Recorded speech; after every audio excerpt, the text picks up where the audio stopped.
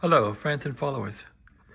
Here's a demo of the National NC300 receiver, which I have been working on. And this receiver was in the day, which is probably now back to 1955, called the Dream Receiver. It was called the Dream Receiver because everybody, one and marketing-wise, all the amateur radio operators of that era wrote in about what they would want to see in a receiver. So this was the culmination of many amateur radio ideas of the time. Back in 1955, the AM mode, amplitude modulation, was a popular way to communicate, which had been prevalent since really the invention of radio in the 20s and 30s. This radio also does sideband, and that was just kind of coming along in the 50s. People like Wes Sham of Central Electronics were promoting sideband, and this radio does a good job of sideband and CW. Anyway, I'll go through the controls now of the radio and see if it makes sense to people. It's an older technology, but this radio is really fun to operate and use. It has controls and just knobs and things that are fun. So here's the S meter, which is chugging along with some reception. And on the left side here, we have the automatic noise limiting. And this can be invoked by rotating it clockwise. And the further you rotate it clockwise, the more aggressive is the noise limiting. It has a tone control, which will simply change the tone of the reception. I suppose I probably should turn the speaker on here. And there's sideband.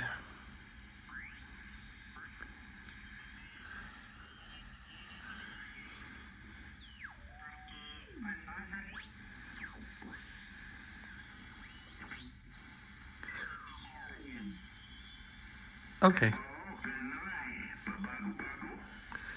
Don't know that language.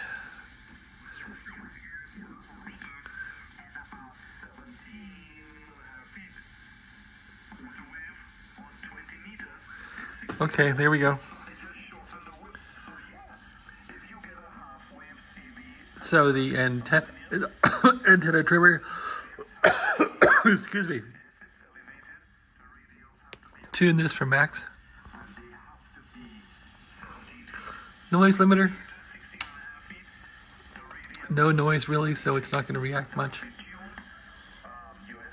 Tone, a little bit of bass. It subtracts some of the highs. Okay, this one's important. This is the bandwidth. So this will change the IF bandwidth from I think about 8 kilohertz to about 2 or 3, and then down to like 500. So you can crank this down to 2, and then the injection here becomes more sensitive.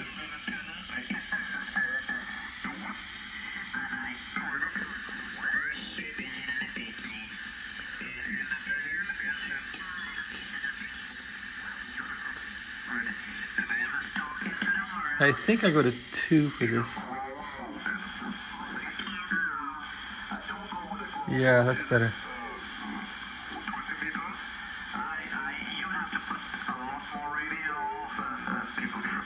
There we go.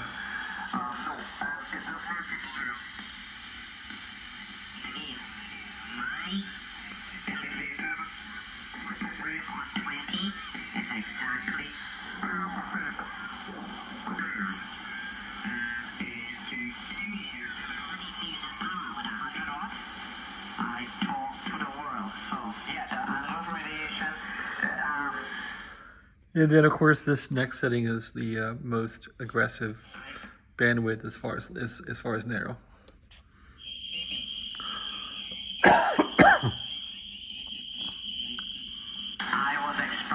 So for the best sound, you can go to wide, and that would bring the lows and highs out of whoever's talking if they have lows and highs.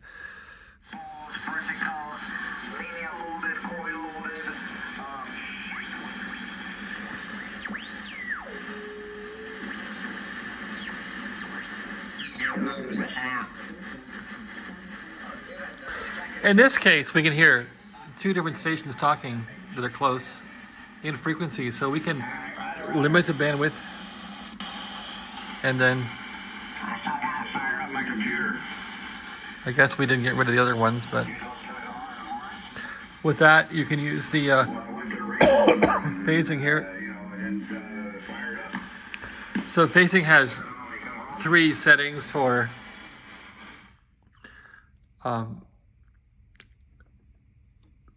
on more aggressive.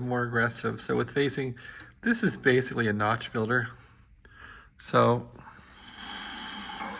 I can try and notch out the other station there.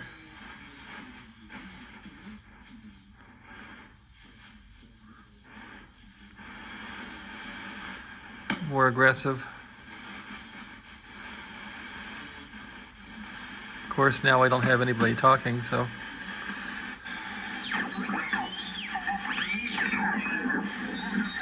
So that notch control would be used really for CW. Let's find some CW stations.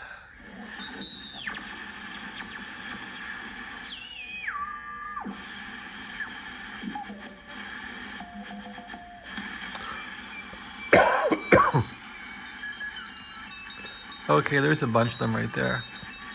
So with CW, you can narrow down the filter here, and that gets rid of most of them. Or you could open it up and use this phasing to eliminate them in the bandpass. That one's accentuated. There. The other one's kind of gone.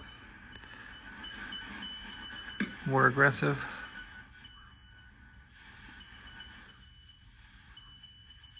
That's nice. Wow, see that? Let's bring that one out.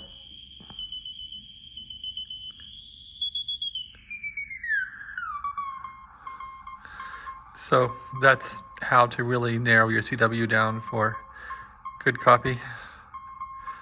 Anyway.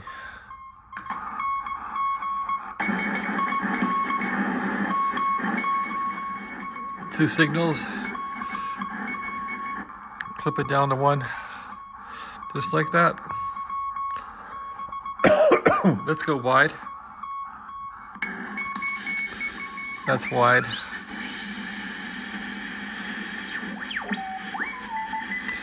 Okay, and what else is on here? Okay, well, you've seen the BFO offset in action. Just adjust this for the best tone for the BFO.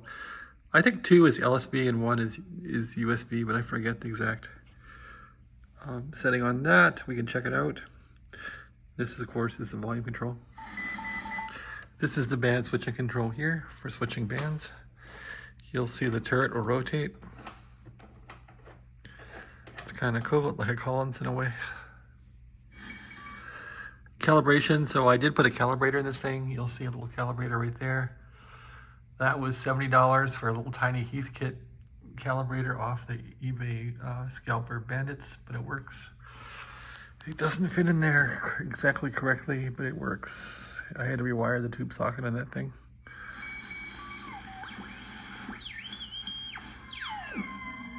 FT8. So yeah, so you can turn the calibrator on and go to an even frequency here like this, right about there. Turn the calibrator on.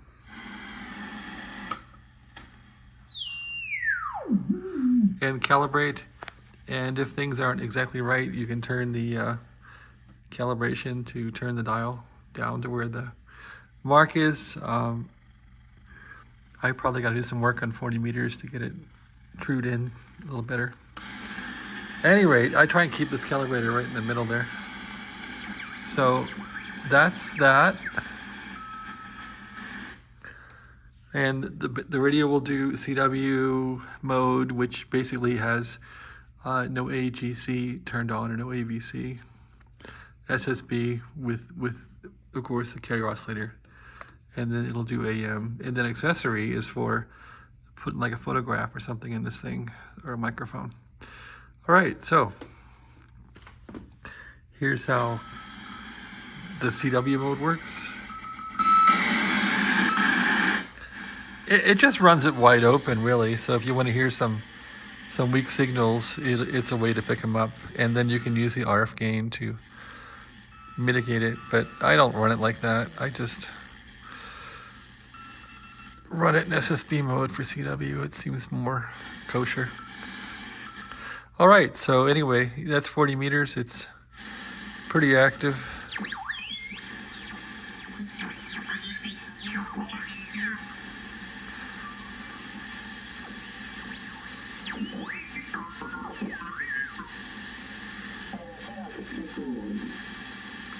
Good tone on the radio.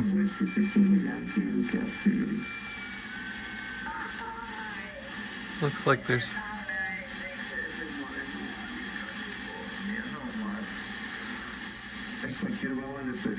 Spanish or something.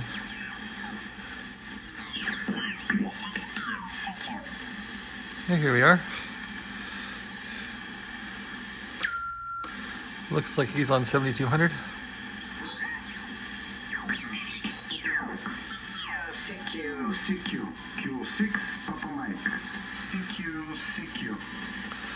That guy's on a lot.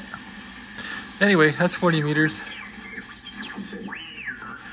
You can tune it for max antenna.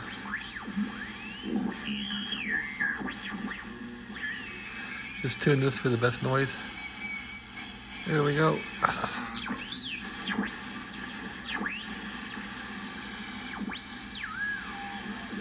AM signals.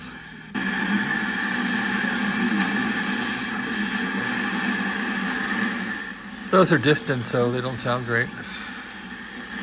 So could we tune them in better? Weak AM. Maybe. If you limit the bandwidth, sometimes you can hear weak AM better. And you can fiddle around with this a bit.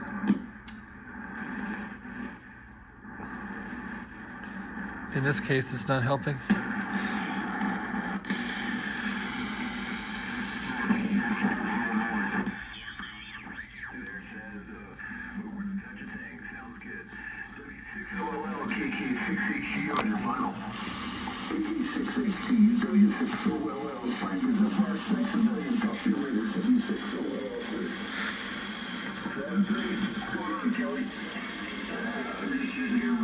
That's the 40 meter band. It also does 80 meters, of course, so we can switch down there. And there's 80 meters right there. The first thing you do is pick up the antenna. There it is.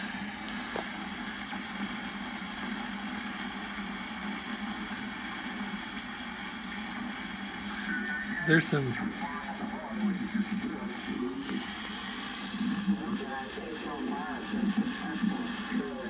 I don't really have an 80 meter antenna, so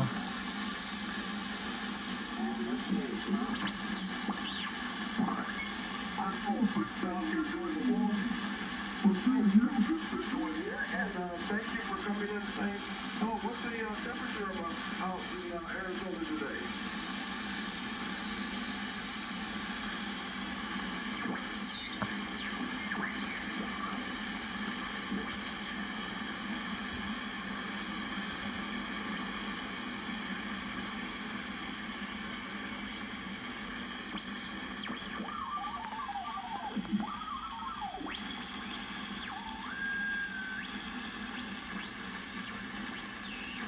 So not much on 80 meters at this time yet. It'll get more active as the night goes on.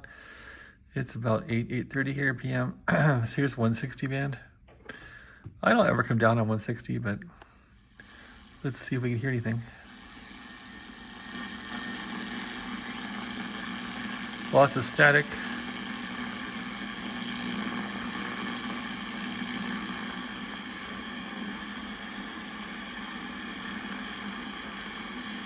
I don't hear anybody. Nothing going on there. 20 meters at this hour might be working. Let's see. There's 20 meters.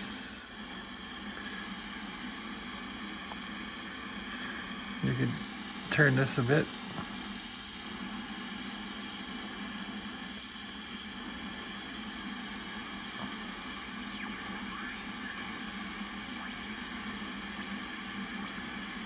Not much going on here. Here's FT8. That's pretty weak. So 20 is kind of dead. 15 meters. And on this receiver, at least, the band reception seems, the RF seems to be a little less on the higher bands. That's normal with some receivers. Peak it up on 15. Anyway, this will be dead, I'm sure. And then there's CB band around here.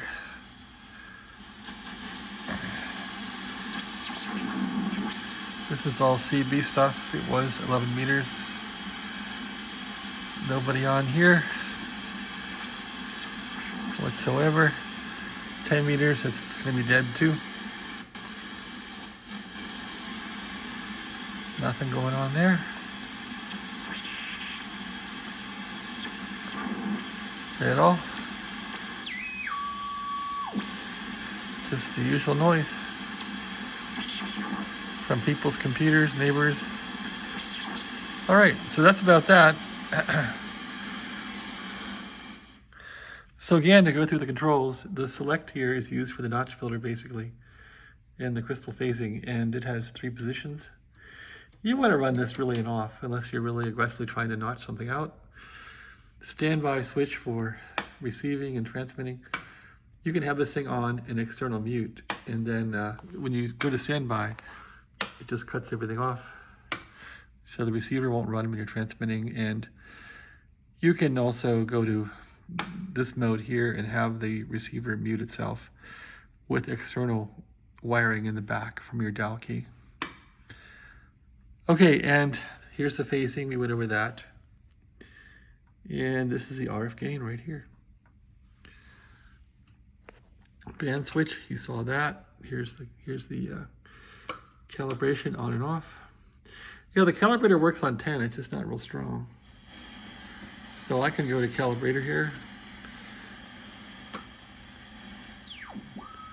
It's there on 10, it's just not real strong.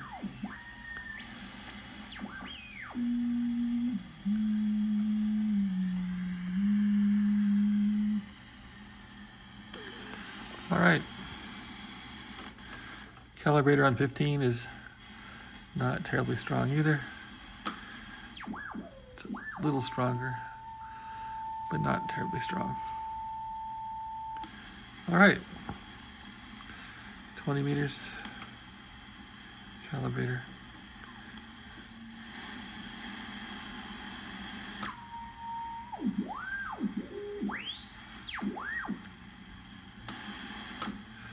Yeah, in this case, I probably would have been better off waiting for a calibrator from the manufacturer, from a national calibrator. Probably would have been a better fit for the radio. It would look nicer anyway. Okay. Calibration on 40 meters. Peak it up.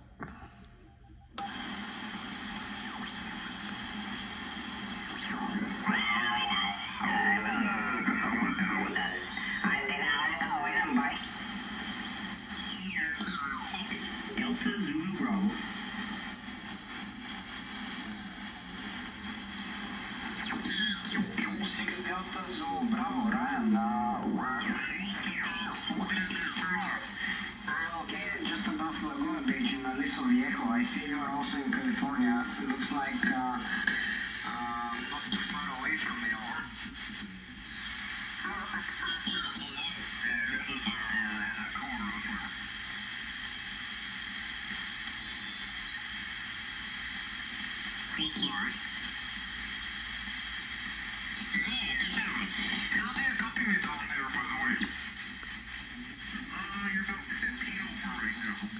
Let's try and notch out the other station.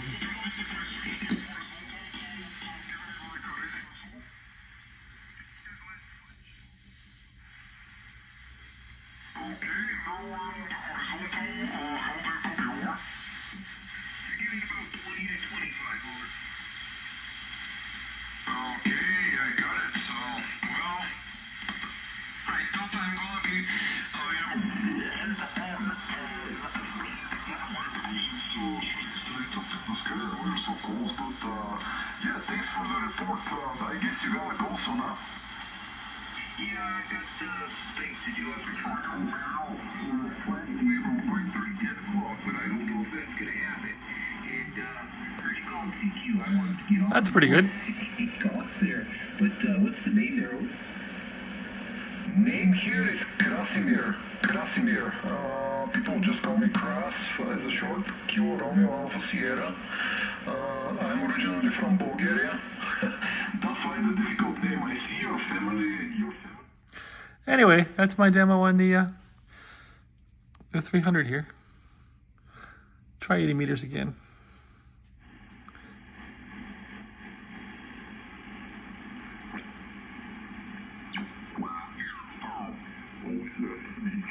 About 8:30. Hilarious.